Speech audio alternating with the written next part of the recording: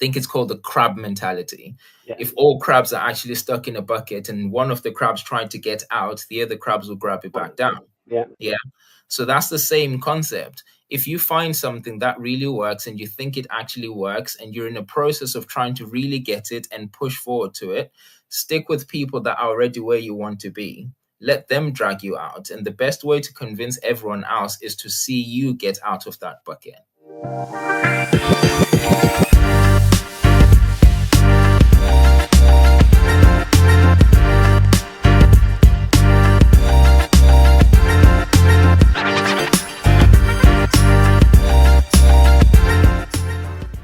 Okay. Right. I mentioned service accommodation. This is a picture of one of our service accommodation units in the West Midlands. And you can set it up to look really nice and actually just rent it out per night and treat it like a hotel. Okay. Now, where can you find these properties?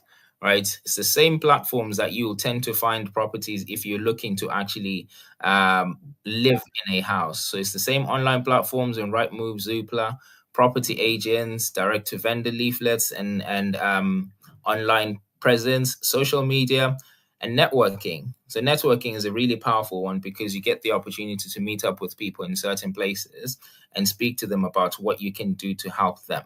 Okay. Right, marketing, very important, which is the next stage. All right, this is one of the quotes that I really like that talks about marketing. A man who stops advertising to save money is like a man who stops the clock to save time. Marketing is everything. It doesn't matter how amazing your property looks like or your product, your services. It doesn't matter how amazing those products are. If no one knows about it, you're not going to be able to help anyone. Okay. Right. So these are examples of marketing, especially for serviced accommodation. All right. Management, which is the next stage. Okay. It's important that anything and everything that you're doing in your business, there's a process there. Right. We all know the stuff that we do on a daily basis, but it's no good to stay in your head. You need to bring it out and get it written out.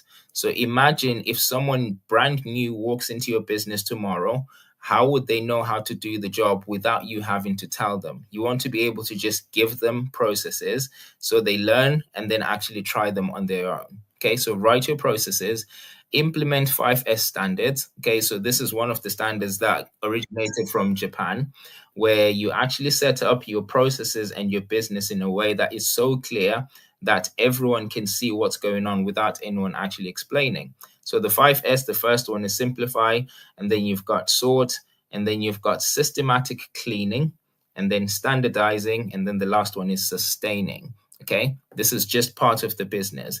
So the business improvement techniques, lean manufacturing, again, as mentioned, this is stuff that actually came from Japan and also used by Toyota. Customer journey. So this, using the example of service accommodation, you want to know exactly what happens from the points that the customer chooses your property and clicks to book all the way until the point they actually check out. Every single part of that has a process. Get it written down. Okay. Understand and keep up to date with the regulations, which is an important part. Every strategy has regulations that they have to follow. You need to understand them and make sure you're keeping up to them so you don't get yourself into trouble. Okay. Everything is regulated, and there's an element of importance to certain stuff, especially when it comes to property, when it comes to health and safety, making sure that you adhere to those regulations and you're compliant, you're running a compliant business and property. Okay. Now, the last part is ensuring that you actually scale. If you've managed to prove that this business actually works and it's something that you can actually follow, something that is working with one property, the next natural stage is for you to get more. Start scaling your business, repeat the process, repeat the whole structure of what you've actually done, and then see if you can just get similar properties or the same ones back into the same system that you've actually created, and then grow your business. That's the whole idea. If you've proven the concept, the next stage is to actually scale it up. That is stage number 6. And then that will be that for this presentation. Anthony, are you here? That was really, really good. Now, there are a few questions that I know I have, and then That means potentially other people will have. So you can get started by putting your questions in the chat. But what I would say is one of the first things that you mentioned was mindsets. And Mm. what do you mean by mindsets? How would you define that? So mindset, I mean, the simple way of actually defining it is your state of mind. Okay. Now, however, with this specifically, and as I've mentioned, what I'm talking about here is based on my experience. Okay, my journey in property actually started with the element of education, especially when it comes to property education companies, where a lot of times you are given certain information with the agenda of you purchasing more courses, if that makes sense, right? So to be able to purchase more courses, to be able to get people to actually buy certain things, you highlight the best of something. Okay. You can make money in a week. You can make X amount of money in a couple of months. You can be a millionaire in a year, right? That's not to say it's impossible, but then the more we highlight that, the more people will come and buy the course. However, you need to be in a certain mindset of reality based on where you're coming from, what you've managed to achieve so far, and balance it out with what the capabilities are versus what your capabilities are, and being in the right set of mind to be able to handle certain challenges and the disparity between your expectations and reality as well is what I'm really talking about here, which is why I go back to it's very important to understand why you're doing this. And the worst answer you can come up with when someone says, "Why are you doing this?" is to make money. Okay, to make money is not a reason for you to start this. That is half of the question, if a slight percentage of the question. The question is to make money for what? Okay. Money flows, money is currency. It's something that allows you to do something. But what is that something for you? Yeah. It's the best way that I've had it explained was by a chap called Simon Sinek, who said a business is like a car and money is like fuel. You buy a car and use fuel for that car to move, but you don't buy a car for the sake of making fuel. Yeah. You don't start a business for the sake of making money. Okay, money is what keeps the business running, but that business has its own purpose. What is that purpose? Why are you getting involved in this? So this is stuff that we weren't actually taught at the points that we started. And therefore, I think it's very important that we speak about the mindset up front. I hope that makes sense. Yeah, it does. And one of the things I have to say, like when we spoke at that real estate event when we first met, Mm, two of the things that stood out for me about you and your presentation was the conversation around mindsets. I was impressed by that. But also, you're one of the few people in the space that is like, look, it's not easy. You're not selling the get rich quick mentality. You're not selling people a dream. You're saying like this is a great thing that you can do. It's a great way of building wealth.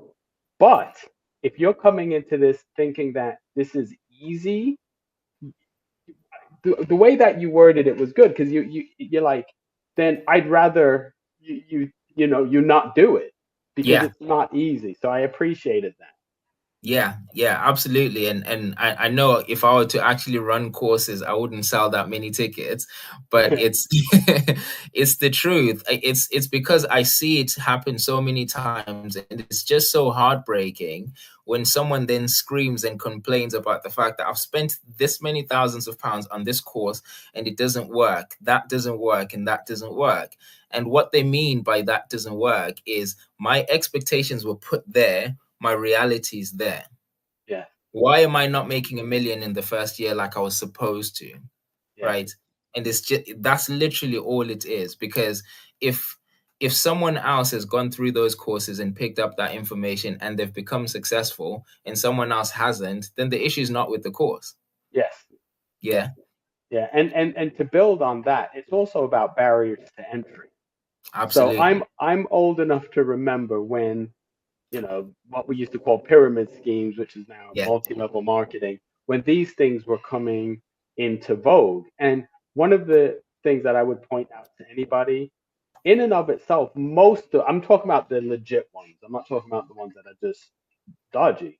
But most of them, the product and the actual process is good. It's just people's expectations they figure, and they're sold in a way that, you're going to come in and in 3 months you're going to make X, and then in four Yeah. months, and then before you know it. And what happens is most people, and this is another thing that you said, most people don't know how to network. So because they don't know how to network, initially when they get started, they exhaust their entire contact list. And not Yep. everyone's going to buy the product or service. And then what do? They have nowhere else to go.